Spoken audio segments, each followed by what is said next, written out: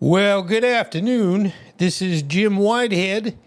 Now, occasionally I drop out of the Phoenix Animal into the All Power Group, which is the name of my company, and I've had multiple generator companies. All Power Group is current. I sold Power Expectations before we moved over here to Naples from Davie, South Florida. And I've been in a generator and around electricity and wooden poles for too many years. I'm 75 years old. I know you're saying, really, Jim? You look a lot younger? No, older? I'm not sure. But anyway, one of my real pet peeves, and I know it's like, I thought you did animals. Well, I do. But there's always time to bring other things to your attention. Also, the better our infrastructure, it's better for us and it's better for our animals. There's no where anybody'd say, oh, come on, that's silly. No, it's not.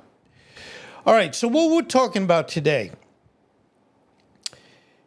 for all the time I've been alive, we've had electric transformers up on poles, sitting out in the heat, the weather, hurricanes. I can go on and on and on. Even some of the poles that I've seen, because back when I was a kid, I loved watching the electric guys back then. They would climb up these wooden poles with cleats on their, or spikes, I should say, on their boots, and with a leather belt, and they would shimmy their way up the pole to get to the top for whatever needed to be done. Yes, poles have, not poles, but transformers have gotten a little bit different, but I don't think they've changed a whole heck of a lot. Because again, it's the cheaper way to go. And if you have it where, we had the two hurricanes, Helene and Milton. And as you know, and this is why all of a sudden I get cranky, we were lucky down here in Naples where we had wind and we did lose some power, but nothing in the sense of infrastructure damage. But we still lost power. And every time the Weather Channel starts talking about, oh, wow, this is going to be a real bad hurricane, the first thing they say is we're going to have problems with electric. People are going to lose their power.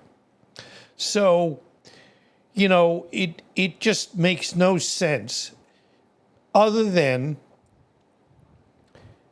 what if, I won't even mention, I'm sorry, I don't mean to mention specifically the electric company, but bottom line, they bring people from all over the country and they end up putting everything back up. I'm not saying they don't occasionally have to get a new wooden pole, but it's like doing the same thing over and over and expecting a different result. But the bottom line is, and we're now paying more on a monthly electric bill because of all the damage with these two hurricanes. So there's no incentive, and there hasn't been for 100 years, there's no incentive for the electric companies to improve their infrastructure. I mean, I dream about this. Now, kind of describing what could happen and should happen. We could have a sleek, modern electric pole with integrated transformer. Imagine a utility pole that seamlessly blends into the surroundings. And, I pulled many different examples of what it could be or should be. So this is offering both functional and aesthetics. If we get into where you have this beautiful pole, and guess what? All the electric gear is inside. It's aerodynamic. So it would be generally where we would feel we're not going to keep doing the same thing over and over again. So, and again, this is how would you say, multiple different ideas of what it could be. And again, I did not, how would you say, make this up. It's just the recognition that things have to change. Now, as a generator company for many years, and again, I'm still a generator company, some people would say, Jim, if the electric was great, functional, strong, people wouldn't need generators. I get it. But I got to be honest. I would rather see improvements in the infrastructure electrically than have it where I'm saying, oh, yeah, I'm glad they're keeping all these old wooden poles. So let's talk a little bit about the material constructed from durable, weather-resistant composite materials like fiberglass or recycled plastics. This offers a sleek, contemporary look while ensuring longevity and reducing environmental impact. Because, when these poles go down every year, it hurts trees, it can cause damage, it can basically fall on people's homes. I can go on and on and on. And when you see after a storm, all these wooden poles just all laying on the ground with all these, technically it could be even live wires, sitting there, not delivering power to the customer, but being dangerous to anybody that might go near it. Okay, let's talk about the shape. And you're seeing different shapes. And these are all like, it could be this, it could be that. But the biggest point is you wouldn't keep needing to replace them every year. Unfortunately, the way our climate has changed, whether you can sit there and say why it does, why it doesn't, we are having stronger hurricanes throughout the world. And let's not keep spending the same money. Okay, yeah, when we say spending money, all right, it appears because of all the damage and all the costs that gets transferred to the customer. Now, think about that for a minute. Does it make sense that we pay monthly forever, and they only fix what is broken, and it'll be like when they put it back up, I'm sure that most of the poles are back up in those areas. We're all ready for next year to do the same thing over and over again. I know it's one of those slap me in the face type things. You know, it's like, am I really seeing this? So the shape, instead of traditional cylindrical shape, the pole could be tapered or have a more organic form, mimicking natural elements like trees. Now, as a little aside, where I live here in Naples, we're way out. We're in the northeast section of Naples. And we, of course, have just wooden poles and transformers. Interestingly, we also do not have cell service here. I don't know how Collier County lets, and I know now I'm going to talk a little bit about the cell side, but I'll come back, don't worry. The only way we have any service here is because we have Wi-Fi. Now, we're paying for the cell service that we don't have. And the irony of these things just don't make any sense. So if we lose power right now, we won't have any cell service. If I fall as I'm walking out of here and I trip and fall and we have to call 911, it's not probably going to work real well. Yeah, you look at your phone when you lose the service and it says SOS.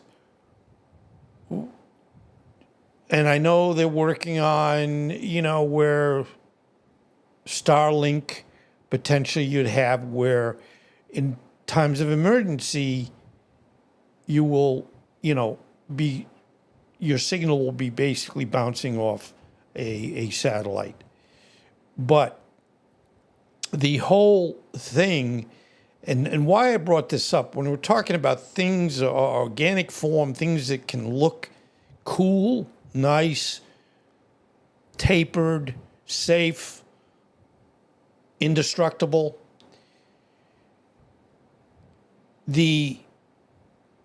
some of the new cell towers. No, when I spoke to Verizon when we first moved here, I said, come on, I don't get it. They said, well, no one in your area wants cell towers. I don't think I believe that. And on top of it, when has a cell company said to people, oh, you don't want any cell service, so okay, we won't. That just is not true. And what they are doing, and I've seen two of them now in this area. I saw one a while ago, and then I saw a new one that's going in, unfortunately, too far from us here. It looks like a pine tree. Now, I'll be the first one to admit, it doesn't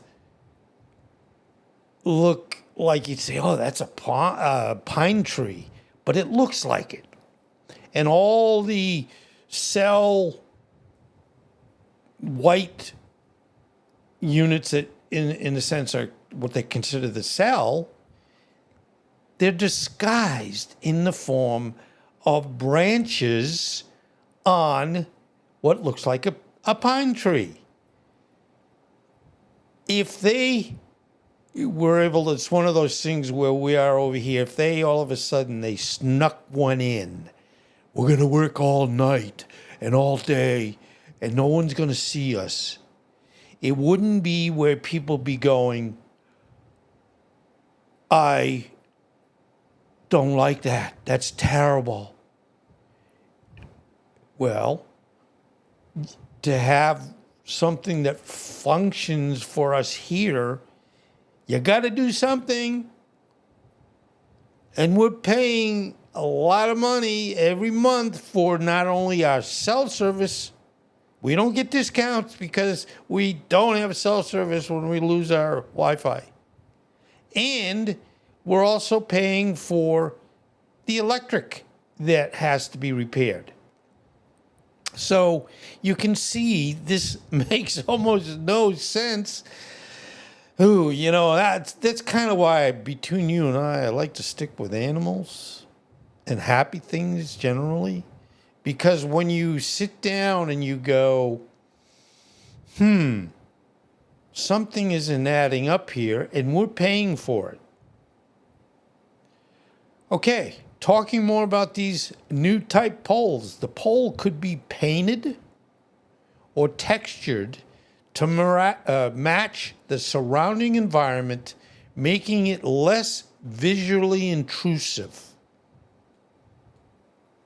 And what I'm showing you in these pictures, and yes, they're AI pictures, but they have to have, it's like with anything, AI has in a sense, a lot of things you ask for, they unless it was like totally foreign, they wouldn't understand what you're asking for. So I just described this, a tall, nice looking, safe, whatever material you want to make it out of so that it doesn't keep falling down. And then they put it back up. Now, talking about what could be integrated into these systems. Internal transformers.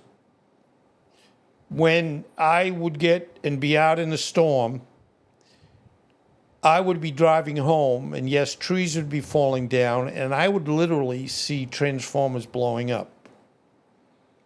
Because again, they were not protected. They're out up in the wind, weather, rain, and everything else. It just makes no sense.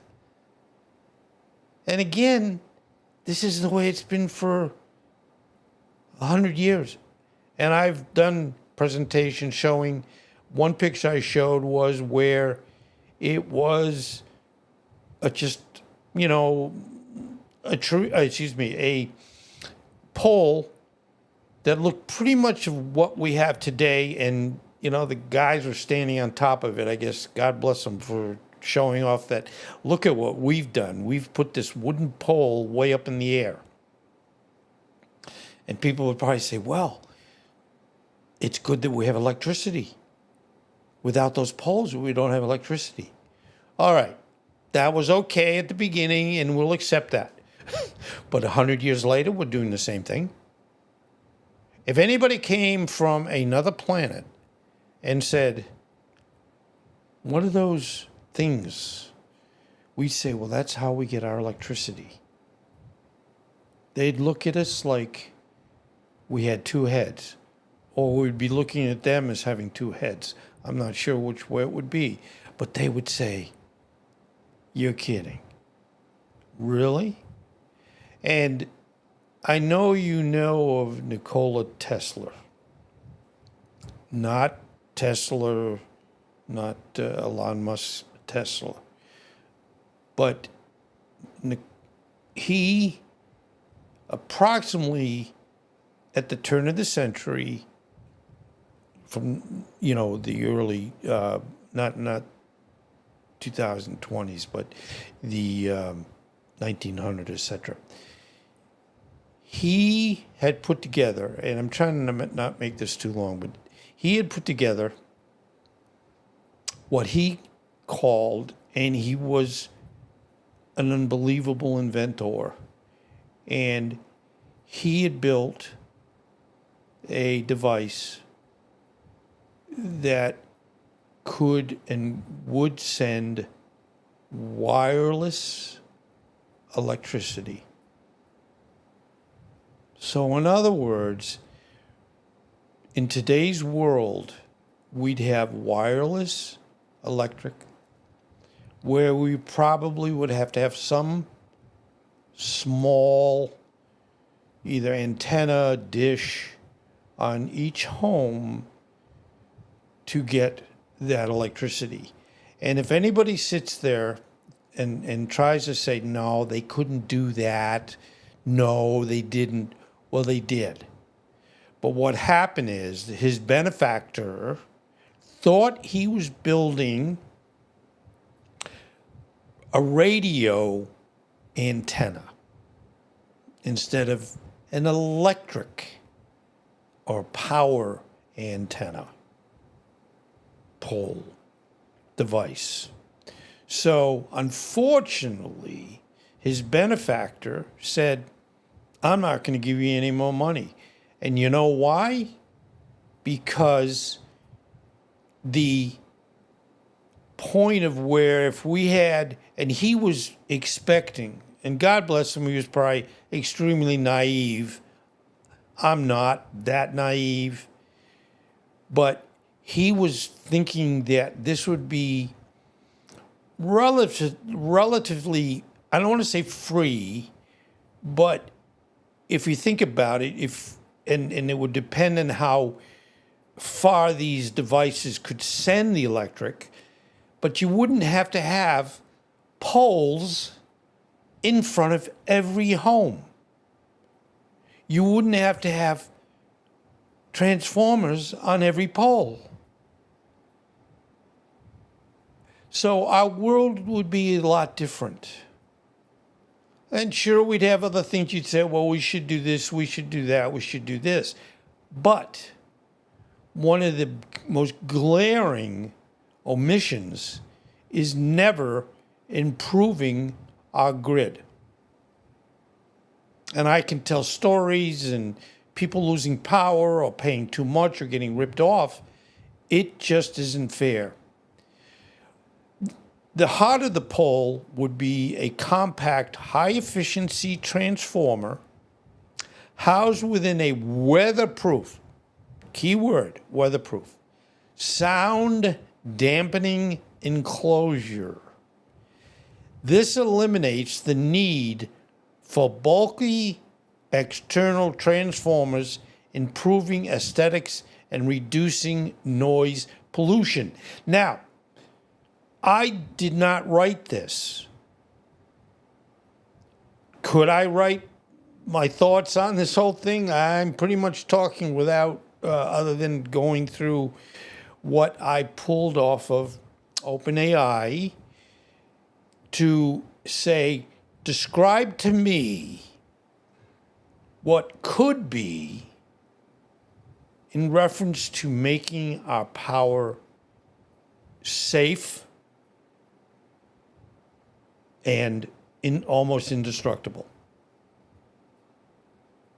So again, what I'm telling you is in the system, is in the brains. It's just the profit motive. And hey, we all need to earn money. I get it.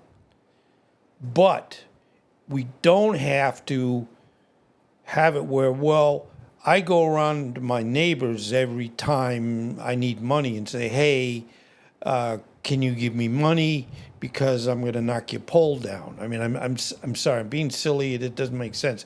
But the point is, we have to take care of ourselves. We have to be self-contained. And all the time I've been in the generator business, yes, it was a great business. I made good money. I enjoyed doing it. But it doesn't make sense that we've had to rely on putting in these generators, putting in gas to run them, either propane, natural gas, diesel. It doesn't make any sense. It just doesn't make any sense. So the smart grid, we'd finally have a smart grid. It'd be technology. The pole could incorporate sensors and communication devices to enable smart grid capabilities. We can do internet, Wi-Fi, satellites in space for our internet. Let's face it, we can do a good job with electric, especially with the expectations of that it wouldn't be free per se. And unfortunately, if Tesla had said, no, this is going to be a big moneymaker, and it could have been, and it would have been. Unfortunately, I think he just missed the point of saying to the benefactor, okay, yeah, Marconi worked on radio issues, but I'm working on similar where it's like radio transmission, but it's electric transmission. And there's nothing to say that we don't have the technology to do that. Okay, this would allow for remote monitoring, real-time data analysis, and improved grid management. And even if initially, because every year we're, somewhere we're paying because the wooden poles came down. Even if they said, okay, to do this, we don't have, how would you say, the deep pockets enough, which I think they do, but that's neither here nor there. But if people said, okay, we're going to be putting in a system that is safe, reliable, not dangerous, and I can go on and on and on, that will make it where of all this damage and danger isn't going to not happen anymore, we'd all be happy. Because, I'm elderly, you think? Yeah, I know. When you are not able to have air conditioning, et cetera, refrigeration. Now, yes, I have EcoFlow equipment, which is kind of what I consider a replacement for the standard standby generators. But still, I had to buy it. And I probably spent 10 grand on it. So if somebody said, well, Jim, we're going to need to collect $3,000 from everybody everywhere. Well, we're spending it now anyway. So you'd say it's like with anything. We're pretty smart, hopefully, of when something breaks and we go, oh, it broke because it wasn't built well. What do we do the next time? Do we buy the same thing? No. We say, let's get something better. Let's get something safer. And even maybe it's going to be cheaper. So, I know I'm sounding like I'm on a soapbox, and I've already spoken for 28 minutes. I'm sorry, I know. Okay, so additional features, integrated lighting. The pole could incorporate energy-efficient LED lighting for street illumination, further reducing energy consumption. The point of what we've done with all our homes, most of the lighting, in fact, all the lighting that I'm using to light me up so you can see me, most of it's all LED lighting. It's not using a lot of power. And most of what we have in the home is LED lighting. So, think of all the lighting that's out, not necessarily attached to your property, and we're paying for that. The other thing that happens, and this is where we went over to Davie, Florida yesterday for the holiday to be with family. And when we were coming back, I know you kind of say, hey, Jim, can't you just get over it or just enjoy the time? When we were driving along a road that's pretty long, it's a 2-lane road, and yes, there's pole, pole, pole, pole, pole, pole. You get the point. And I'm thinking, whoa, because I'm not exactly sure where we are here, where our electricity actually comes from. The local utility, they have what we call substations. That's a problem in itself because they're out in the open. Yes, they have fences around them with barbed wire, but it wouldn't take much for people to get in there and actually destroy the equipment. Or not even get in there and just throw a piece of dynamite and blow up the substation. So we are so vulnerable. And when, like, for example, Hawks Landing was a neighborhood over in Plantation, Florida.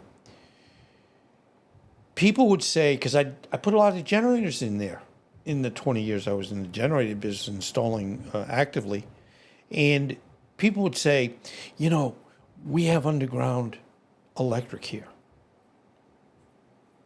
So then they'd be like, well, if underground electric is like impervious to damage and so on and so forth, why do you want a generator?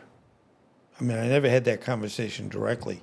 But what I would say, they might say, hey, we're out of power, and why? Well, the problem, and I would say to them, I probably said this 100 times, well, the problem is that, yes, your power is underground because it's a much newer development that was built probably 15 years ago, give or take.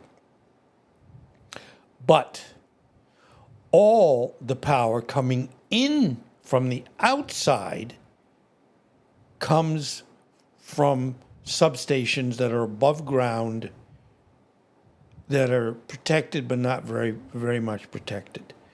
We've had kids getting into these, and we've had some deaths over the years. And, people say, oh, kids are stupid. Well, kids are stupid sometimes. But a lot of times, plus adults sometimes are stupid. I'd like to say I've never been stupid. But bottom line, it's like I would know what to do to be better next time. I mean, we build, as I put this building in just about a year now, I had to build everything in here. My network, my lighting, my electrical. And yes, I was actually even off grid for about 7-8 months because I was using what I consider the next standard of electrical devices, and that's what people are calling solar generators, which kind of is a bad name or an improper name or not real specific enough because it doesn't create solar. Can you hook up solar panels to it? Yes. Can you hook a car up to it? Yes. Can you hook up a generator to it? Yes. Can you put some solar panels out next to it? Yes. Can you buy a wind device? And I probably aren't aware of that. I could have put this in the presentation. But the wind devices that, of course, are as big as, mammoth big, and they turn slowly, but they can power like 92,000 homes. I'm using some silly examples. But they're making, and there's quite a few companies that have literally, and I know I will get one or two, home-based or my own property-based wind. And they're small. And obviously they don't need very much wind to turn, so they'd be turning most of the time. And you'd be getting all this power from the wind. Yeah, you get power from solar. But putting wind devices in is going to be a lot cheaper than solar. Because unfortunately, the panels aren't that expensive. It's just people installing it. Putting, if they do put it on your roof, which, in most cases, all the permitting you have to have, all the holes you have to put in your roof, that makes no sense. Now, I know you're probably saying, Jim, are you ever going to finish this and you're going to just keep talking about all the things that need to be changed? Well, yeah, I guess so. No, I'm almost done. All right, now back to charging stations for electric vehicles. The poll could include, and you're kind of getting an idea of showing another idea of how you could change the system. But it could include charging ports, providing a convenient and eco-friendly solution for drivers. Because, even if, let's say, you put an EV charger in your garage, it's hooked to your electric, and you're going to pay for it anyway. So if they said, well, we're going to be putting in these new poles that will have the option of additional services built right into the pole, people would go, that was smart. Why didn't I think of that? So the pole could, and here's another, this is great. I just spent money on more Wi-Fi. I mean, it's like when I use Ubiquiti equipment, good equipment. And I just upgraded to Wi-Fi 7. So I have Wi-Fi 7 in this building. Now, just as an aside, I only use Wi-Fi when, like with your phone, you need Wi-Fi. Especially since a while ago, I said, it's all, when we lose power, we don't have any Wi-Fi. We don't have any cell. But we could have Wi-Fi hotspots. The pole could act as a Wi-Fi hotspot, providing public internet access in urban and rural areas. Now, this, it's kind of neat where we live. We are in a rural area. Yeah, homes coming in here and there, but we've been here a year and a half, and on this street, they've put in, I think, 2 homes in this amount of time. On the east side of our property, we have literally 5 acres of just treed land. We have what we call over here scrub pines. They're like pine trees, and they're tall, don't have much around the base, or the trunk, I should say, and at the top, they have the pine needle branches, et cetera, et cetera. So, when I said earlier about a cell tower looking like a pine tree, and it's green, I'm being honest, some people wouldn't even know it was actually a cell tower. They'd say, boy, that looks like a brand new tree. It looks like, wow, and all the branches are perfect. So, I know it's like, oh, come on, but yeah, why not? So it would represent a harmonious integration of technology and nature, offering a sustainable and aesthetically pleasing solution for our evolving energy needs. So the bottom line is, until, and I'm not going to like start a, a signing thing, let's do, whatever, let's do meetings over it. No, let's have it where all they would have to do, and I know this is going to be easier said than done, but I am almost done, by the way. If the public service, whatever it is, council in Florida, they're the ones that kind of when the electric companies say, hey, we need a raise. Wow, we really need a raise. And, they,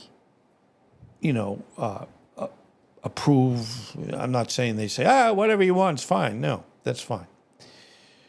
But if they had it where they'd say, okay, what's really fair in this world is the infrastructure damage that's not our infrastructure. If my roof gets blown off, the hurricane's not going to pay for it, and no one else is going to pay for it except us. But if all the poles go down, we pay for that. So if there was a slight variation, or they say, well, we think it's fair to do 50-50, or 75-25, or, and this would be the best, of course, it's the utilities equipment. They are responsible for fixing it, replacing it.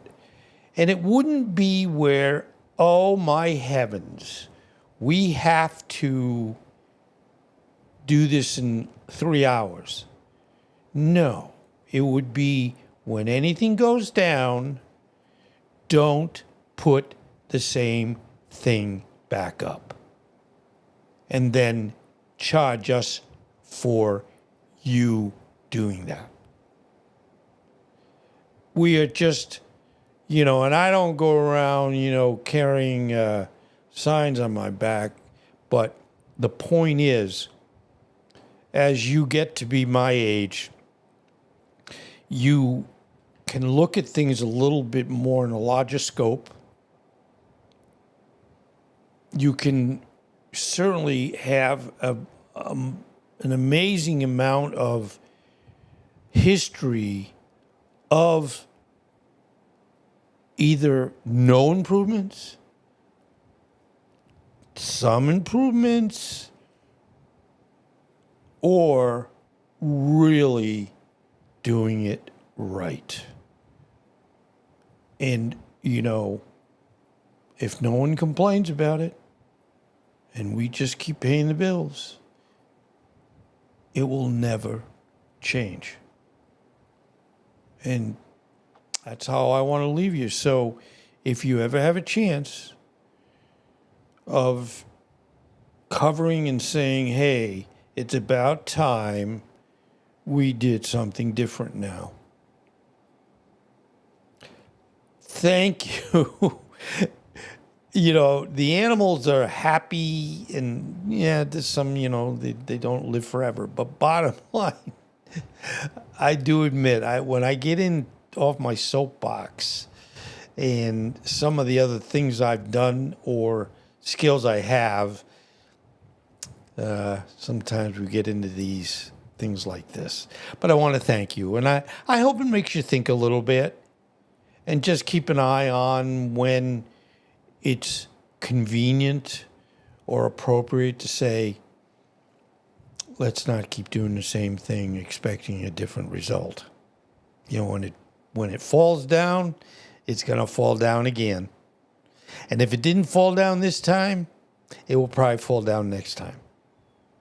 So it's almost like you can say it's going to happen. Sooner or later, it's going to happen. Anyway, thank you for letting me talk to you about this, but keep this in mind and help me and everybody like us to have it where we have a much better future. And I'm 75. Let's face it, I'm getting close to the average longevity. I think it's 77, give or take. So the recognition, and you probably say, well, Jim, why'd you go through all this? Well, it's just not right, and you just have to say it's not and look for a better future. And thank you again. I'm going to say it with a smile. Thank you.